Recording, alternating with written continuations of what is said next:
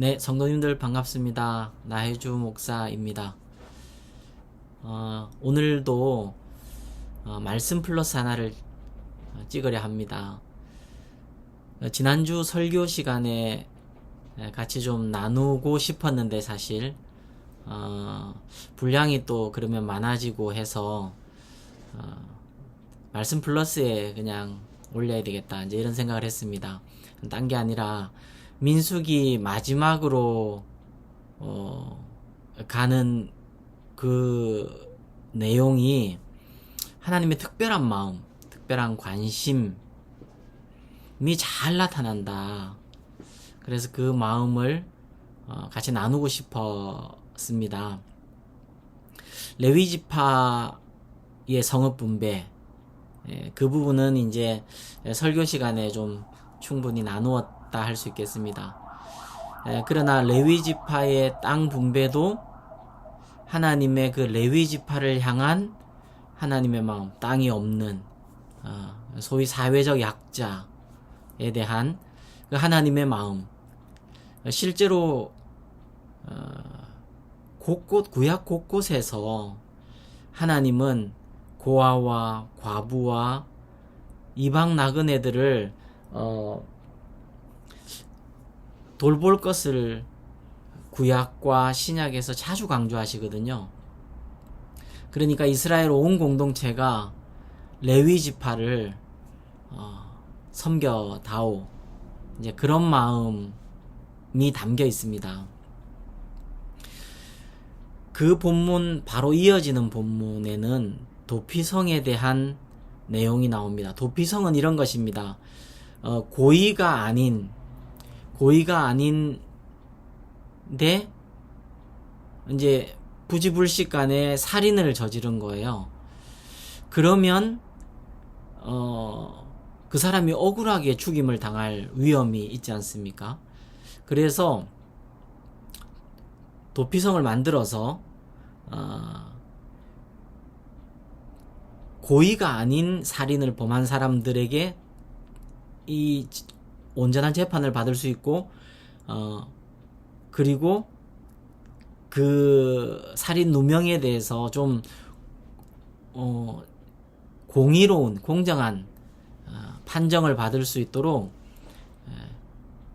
그도 말하자면 억울한 일을 당하지 않도록 하나님께서 배려하신 것이에요. 48개 성읍 중에 레위 지파의 성읍 중에 6개의 도피성을 만들었습니다. 그리고 그 도피성은 각각 각 지파들의 가장 중앙에 위치했다 그래요. 그리고 그 중앙에 위치한 그곳으로 가는 길이 굉장히 넓고 잘 보였다 그럽니다. 유대 전승에 의하면 그 길의 넓이가, 도피성으로 가는 길의 넓이가 14m 정도였다고 하니까요. 그리고 가는 길목에 표지판도 있었다 그래요. 그러니까 억울한 사람이 최대한 덜 나오도록 하나님께서 그것을 공의와 사랑으로 돌보신다 하는 대표적인 구약의 제도가 도피성입니다. 하나님의 공의와 사랑이 너무도 잘 드러나 있는 놀라운 하나님의 마음이 담긴 곳이고요. 동시에 이 도피성이 더 놀라운 이유는 사실 도피성은 예수 그리스도의 예표가 됩니다. 그들이 죽지 않도록, 도피성에 들어오면 죽지 않거든요. 그러니까 그 모든 죽음을 끌어안으신 예수 그리스도 용서, 십자가 용서를 예표하는 놀라운 복음을 담고 있습니다. 그 도피성에는 일단 누구든지 들어가면 재판을 받습니다. 그래서 이 사람이 고의로 살인한 것이 아니다 하는 것이 판정이 되면 그는 이제 죽임을 당하지 않습니다. 단 그는 그 제사장이 죽을 때까지 도피성에 머물러야 합니다. 제사장이 죽고 나면 도피성을 떠나 고향으로 갈 수 있습니다. 이 제사장의 죽음도 속죄의 어떤 기간을 고의로 죽이진 않았지만 사람의 생명을 죽인 거 아닙니까? 그러니까 그것에 대한 속죄의 또 의미를 담고 있습니다. 만약에 그가 재판을 받았는데 그가 의도를 가지고 죽였다. 그러면 그는 즉시로 그 죽임을 당한 자의 혈육에게 인도됩니다. 그리고 그는 반드시 사형에 처하여야 합니다. 하나님의 공의를 나타내는 것이고 또 하나님의 은혜와 긍휼이 담겨있는 도피성이 35장 후반부에 기록되어 있습니다. 억울한 자가 안 생겨야 된다는 거예요. 그 억울한 자가 소위 말하는 약자이지 않습니까? 약자를 배려하는 하나님의 마음입니다. 그리고 민수기 마지막 장 36장에는 슬로브핫의 딸들에 대해 기록되어 있습니다. 이 슬로브핫의 딸들의 기록은 민수기 27장에 기록이 되어 있습니다. 이런 내용이에요. 슬로브핫에게 딸들이 5명이 있었습니다. 그런데 그들은 아버지가 돌아가셨고, 그리고 오빠들이 없고, 남편도 없어요. 결혼을 못해서. 결혼 안 해서. 그러면 그들이 유산으로 받는 땅이 없는 거예요. 그래서 그 5명의 딸들이 우리 아버지께 분배되어야 할 땅을 우리에게 달라 하고 정식으로 모세와 제사장과 온 회중 앞에서 요청을 하는 거예요.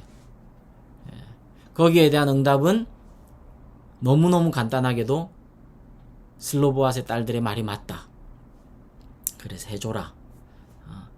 단 그들이 그들의 속한 지파의 남자들과 결혼할 것들을 서약하고 이러는 또 지혜도 등장합니다.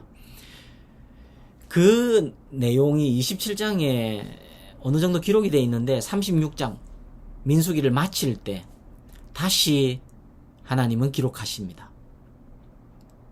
왜 그럴까요? 하나님의 관심이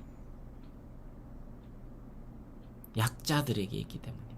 고아와 과부와 당시 여인들은요, 특별히 돌볼 남성이 없는 여인들, 예를 들어 아버지가 없고 오빠도 없고 남편도 없는 그런 여인들은 철저한 극빈곤층이 되기 마련입니다.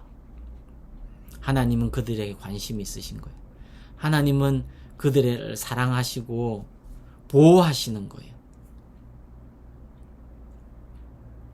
하나님은 언제나 그러셨어요.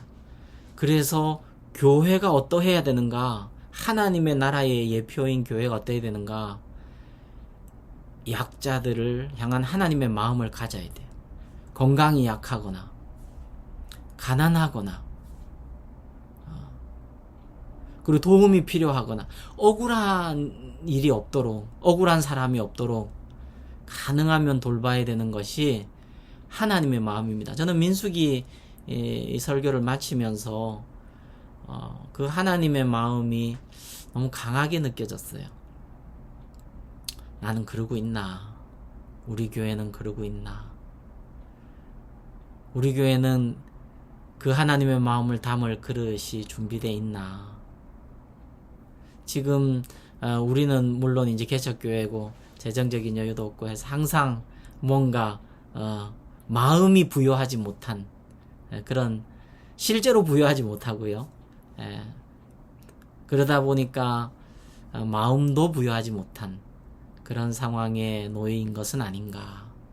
근데 하나님께서 우리 교회를 향해 또 저를 향해 민수기를 통해서 마지막 그 35장 36장 그 중요한 장, 여러분 어떤 책의 마지막 부분은 엑기스가 담기는 거 아니겠습니까? 그런데 그 엑기스는 이게 그냥 실수로 기록된 게 아니라 그 엑기스는 하나님이 약자, 약한 사람, 도움이 필요한 사람, 또 억울한 일을 당하지 않게 하시려고 하시는 그 하나님의 세밀한 사랑과 마음이 담겨 있다. 하나님의 눈이 그곳으로 향해 있다 하는 것을 하나님은 말씀하고 싶으셨던 거죠. 저와 우리 교회에도 하나님이 그 말씀하고 싶으셨다. 저는 이제 그렇게 믿습니다. 그래서 주일에 나누지 못한 이 내용, 우리 하나님의 마음을 품으십시다. 하나님의 관심, 하나님의 눈이 머무는 곳에 우리의 눈도 머물러야 하겠습니다. 그게 복이지 않겠습니까? 그래서 주일에 나누지 못한 말씀을 좀 편하게 같이 나누고 싶었습니다. 하나님의 마음을 품는 저와 여러분이 되십시다. 그 하나님의 소원을 품어서 우리의 역량에 맞게, 또 역량에 조금 힘에 부치일 정도로는 하나님의 눈이 가시는 그곳을 섬기고 그분들을 또 하나님의 마음으로 돌보는 저와 우리 성도님들, 또 우리 교회가 되기를 주님의 이름으로 축복합니다. 네, 여러분 남은 3일 또 주님 주시는 은혜로 승리하시고요. 승리하시고 우리 주일에 반가운 얼굴로 뵙겠습니다. 여러분 승리하십시오. 여러분 사랑합니다.